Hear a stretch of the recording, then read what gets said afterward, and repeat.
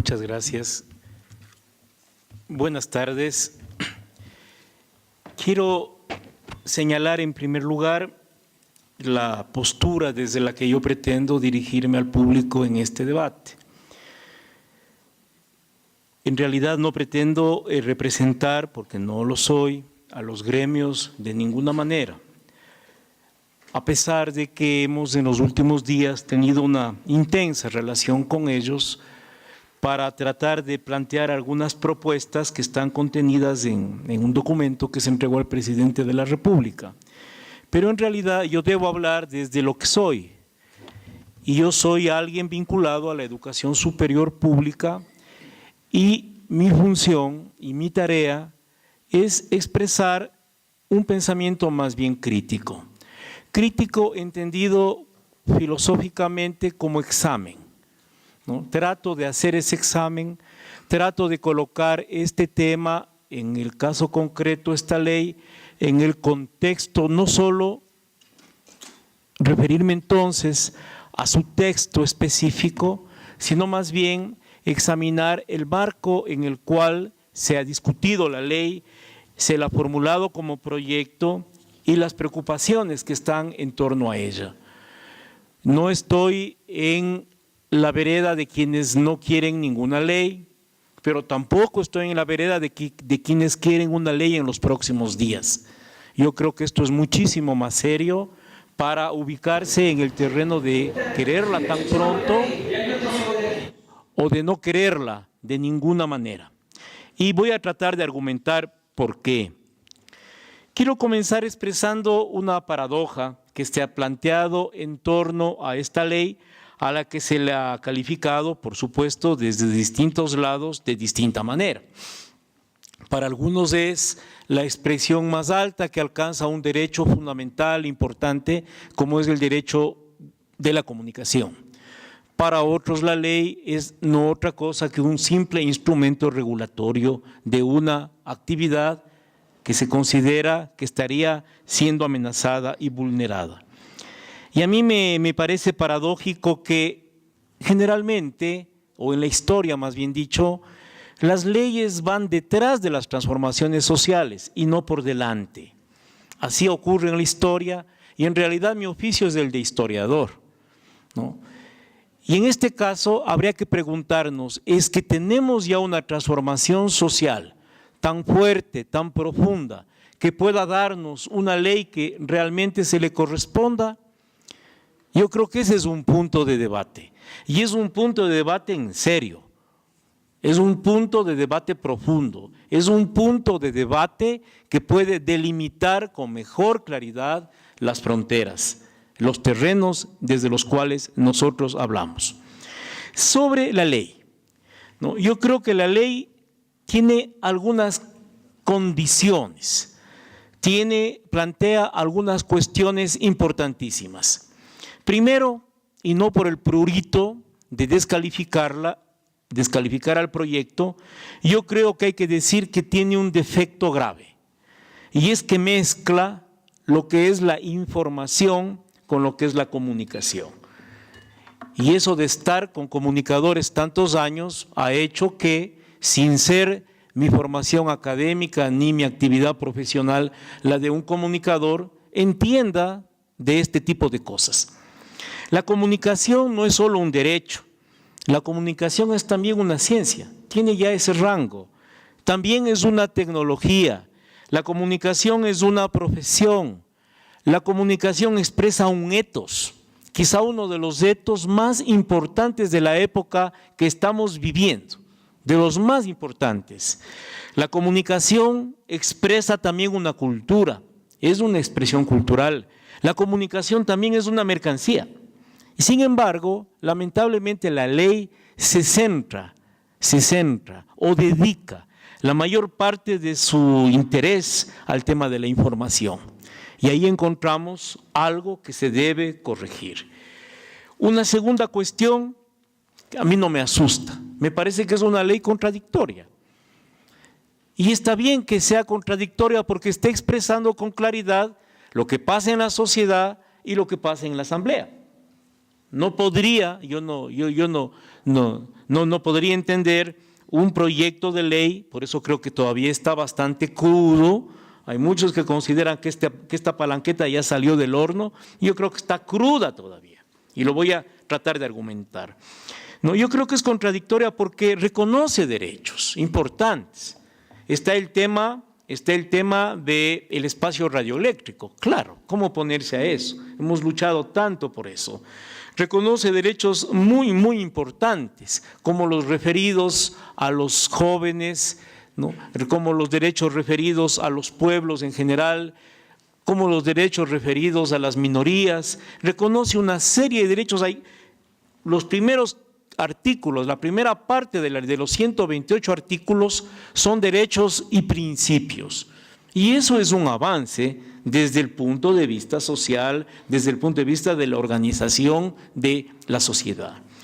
Pero también es fuertemente reguladora y se llama a sí misma Ley de Comunicación Social, pero en el título 1 y en el artículo 3 ya comienza a trabajar por donde le marcaron un poco el camino los dos proyectos que fueron considerados originalmente, el proyecto de Panchana, al que yo consideré un pésimo proyecto siempre, y el proyecto que presentó César Montúfar desde el otro lado, el camino del contenido comunicacional, ¿no? Y esto ha hecho que el debate, que pudo haber sido mucho más rico, se haya centrado en estos 2 años en ese tema, y eso se expresa en la ley.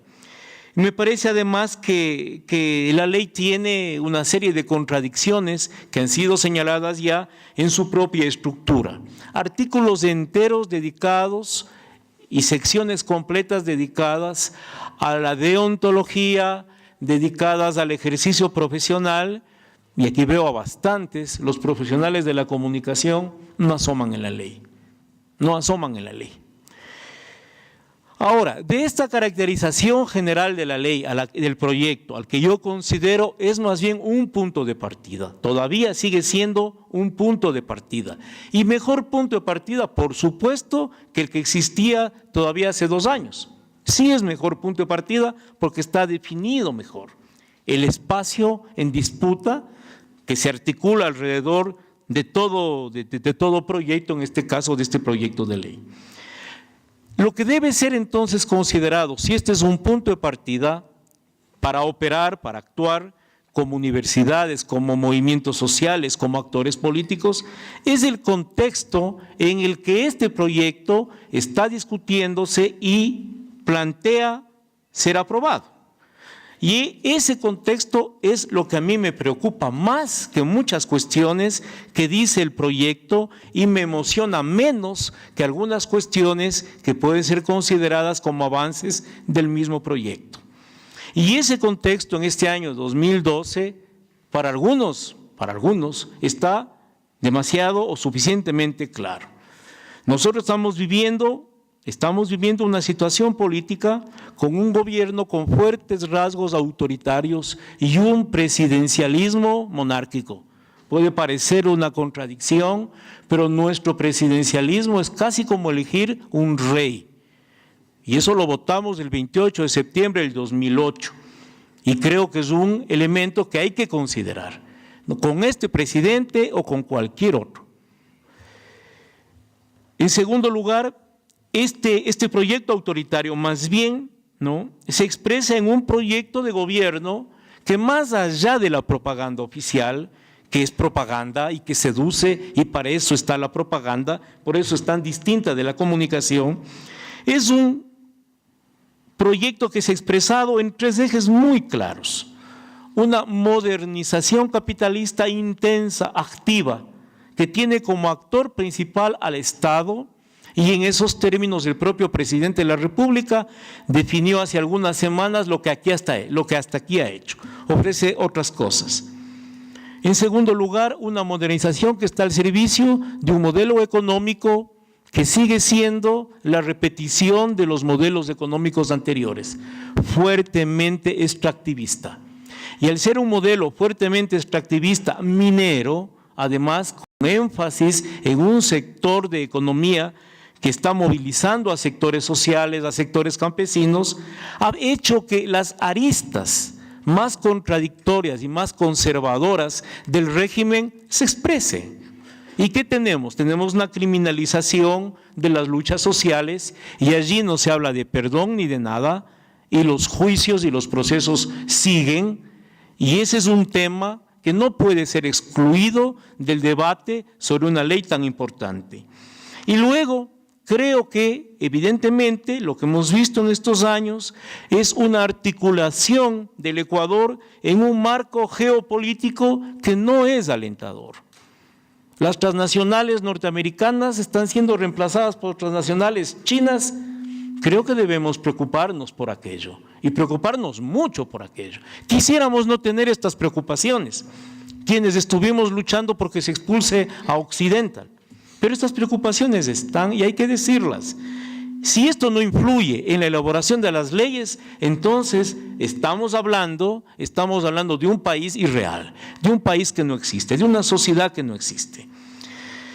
Y claro, en este marco de tremendos conflictos, en un año electoral, hay dos instrumentos legales que se están discutiendo a la par que este instrumento, y que son el Código Penal, y ese Código Penal, y si me equivoco, rebátanme, tiene un rancio sabor, es un ceviche mixto, social cristiano y madera de guerrero. Es un paso atrás, tal y como está planteado. Y el otro tema es del Código de la Democracia. Y el Código de la Democracia, en uno de sus artículos, plantea contradicciones con cosas que en cambio se dicen acá. Creo que en el artículo 19 y en el 72 de este proyecto se habla en contra de la censura previa, pero el código lo establece. Y al final, el talante del régimen, el manejo del poder político definirá qué tipo de reglas se van a aplicar en el juego político real. Yo voy con toda esta reflexión a plantear lo siguiente y vuelvo al comienzo. Yo no creo que este proyecto deba archivarse, yo no creo. El esfuerzo que ha habido detrás de tener este proyecto es grande también y hay que reconocerlo. Las diferencias que hemos tenido entre nosotros, las tareas que hemos acometido, están ahí. Yo no creo tampoco que este proyecto deba aprobarse sin realmente someterlo a un debate. Creo que puede ser el punto de partida, la cancha, el momento inicial de un debate, y de un debate que sea un debate fundamental para que el derecho a la comunicación realmente se consolide como un derecho central. Ahora, ¿cómo avanzar en este debate sin postergar demandas y conquistas importantísimas, como por ejemplo la de la democratización del espacio radioeléctrico?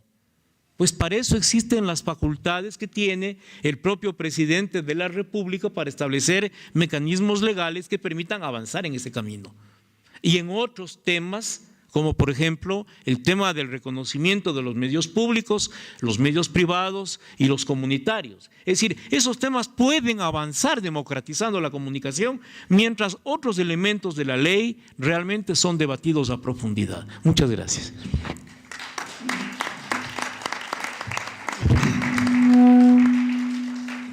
Muchas gracias a ti, Fernando, por la exquisitez en el respeto del tiempo.